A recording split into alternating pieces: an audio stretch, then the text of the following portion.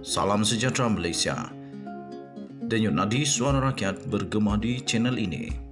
Sebelum kita mulakan berita pada hari ini, jangan lupa tekan butang subscribe, like dan share. Sila tinggalkan komen anda. Denyut nadi suara rakyat terus bergema di channel ini. Salam sejahtera Malaysia. Biasalah dalam hidup politik. Dalam hidup politik mesti kena serang, kena kutuk, macam-macam lagi lah. Denyut nadi suara rakyat bergema di channel ini. Tuan-tuan dan puan, saya mohon bantuan kamu untuk kita besarkan bersama-sama channel kita ini. Sebenarnya ini bukan channel saya, tapi channel kita. Kenapa channel kita? Sebab impian saya channel kita ini boleh menjadi besar sebesar-besarnya dan kita boleh menjadi perhatian kepada Yang Amat Berhormat Perdana Menteri dan menteri-menteri, supaya channel kita ini menjadi suara bagi rakyat. Kerana kita mau menjadi suara yang membawa aspirasi, pendapat, apa sajalah suara daripada rakyat melalui channel ini. Kalau sudah cukup besar, pasti akan menjadi perhatian. Jadi senang kita guna platform ini untuk suarakan kepada yang berkenaan. Jadi tekan butang subscribe, bantu saya. Rafizi dan Zahid memang sejak kebelakangan ini menjadi bahan serangan di Twitter. Trending betul di Twitter. Bukan jadi Twitter di mana-mana pun menjadi bahan serangan di Twitter. Apa tidaknya? Pertama saya ingin beritahu dulu latar belakang kenapa Rafizi ini menjadi diserang. Kerana dulu dia pernah kata bahwa kalau PH nak bergabung dengan Barisan Nasional UMNO, dia akan menjadi orang pertama yang akan menghalang, yang akan mempersoal, yang akan tidak setuju. Waktu itulah sama juga dengan Zahid Hamidi. Zahid Hamidi pun kata no Anwar, no DAP.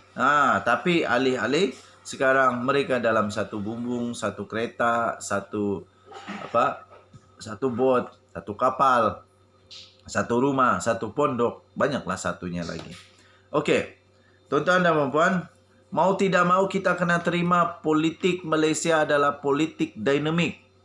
Politik dinamik ini politik yang menuntut supaya perubahan-perubahan di dalam fikiran, perubahan-perubahan di dalam tindakan, perubahan-perubahan di dalam dasar, perubahan-perubahan di dalam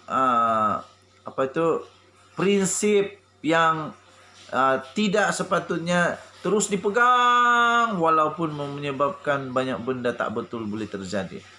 Tapi prinsip yang baik itu harus dipertahankan. Prinsip yang tak perlu dipertahankan, tak payahlah pertahankan. Okey. Pada pendapat saya, pertama, kenapa Rafizi boleh bertukar fikiran? Boleh dia tiba-tiba boleh bekerjasama dengan Zahid dan UMNO BN kerana titah Seri Paduka Baginda yang di-Pertuan Agong dijunjung setinggi-tingginya, iaitu untuk membentuk kerajaan perpaduan, untuk membentuk kerajaan yang lebih stabil dan pastinya untuk menyelesaikan kemelut politik yang lama susah mau diselesaikan. Dan pastinya ada alasan-alasan lain yang Rafizi Ramli fikir itu mesti dinamik politik itu berubah.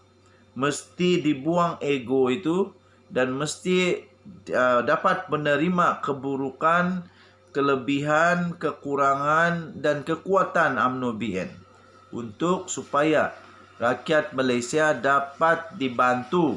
Okey, so tuan-tuan, langkah membisu yang diambil oleh Timbalan Presiden Parti Keadilan Rakyat Rafizi Ramli selepas diumumkan sebagai anggota kabinet membuatkan namanya trending bersama Presiden UMNO Datuk Seri Dr. Ahmad Zahid Hamidi di Twitter. Ini kerana nama dua orang ahli politik itu paling banyak dipetik menggunakan platform berkenaan selepas pengumuman barisan kabinet oleh Perdana Menteri Datuk Seri Anwar Ibrahim pada malam tadi. Tinjauan di Twitter itu mendapati lebih 100,000 pengguna Twitter memetik nama Ahmad Zahid pada ucapan mereka. manakala lebih 10,000 pula menulis ciapan berkaitan Rafizi. Berbagai pandangan dilontarkan pengguna Twitter terhadap Ahmad Zahid yang dilantik sebagai Timbalan Perdana Menteri serta Menteri Kemajuan Desa dan Wilayah. Ada juga yang dapat menduga Ahmad Zahid akan menyandang jawatan Timbalan Perdana Menteri kerana tersebarnya kabar angin di laman sosial sebelum pengumuman dibuat. Tidak kurang juga yang mempertikaikan pelantikan Ahmad Zahid dengan mengaitkan beliau sebagai kluster mahkamah.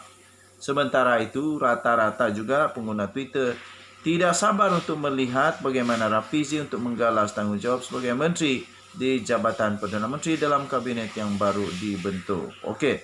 Dan tidak juga lari sindiran-sindiran, tomahan-tomahan yang diberikan kepada ahli Parlimen Pandan itu kerana didakwa pernah mengeluarkan kenyataan mahu memfailkan undang-undang persendirian di Parlimen untuk mengubal akta yang menghalang seorang Perdana Menteri daripada melantik dirinya sebagai Menteri Kewangan. Difahamkan sindiran itu ada kaitan dengan status Anwar yang turut menyandang jawatan Menteri Kewangan dalam kabinet yang diumumkan. Okey, jadi tuan-tuan dan puan-puan, seperti yang saya nyatakan sebentar tadi, dinamik politik itu, dasar itu perlu diubah mengikut keadaan. Jadi saya percaya selepas ini ahli-ahli politik tak akan suka-suka lagi cakap. Nah, ini pun pelajaran, pengajaran baru untuk Rafizi jugalah. Supaya lepas ini dia siapa-siapa sajalah ahli politik supaya tidak sembarangan dengan yakin, terlalu yakin, overconfident untuk mengumumkan apa-apa. Okey. Jadi saya rasa Datuk Seri Anwar Ibrahim membuat keputusan untuk mengambil peranan sebagai Menteri Kewangan di Malaysia itu dalam